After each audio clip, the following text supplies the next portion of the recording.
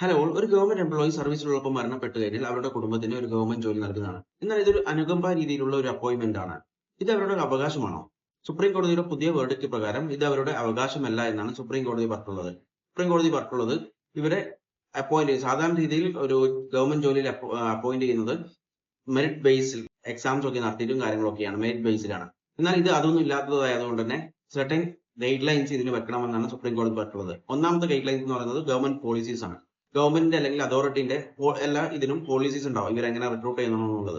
എന്നാൽ ഈ ഒരു പോളിസി ഉണ്ടെങ്കിൽ ഈ പോളിസിയിൽ യാതൊരു തരത്തിലുള്ള ഒരു മാറ്റവും ഉണ്ടാക്കാൻ പാടില്ല, ഇവരെ അപ്പോയിന്റ് ചെയ്യും. അതുപോലെ തന്നെ പോളിസീസ് ഇല്ലെങ്കിൽ ഇവരെ എടുക്കണമെന്ന് നിർബന്ധമില്ല, കാരണം ഇത് അവരുടെ റൈറ്റ് അല്ല എന്നാണ് സുപ്രീം കോടതി പറഞ്ഞിട്ടുള്ളത്.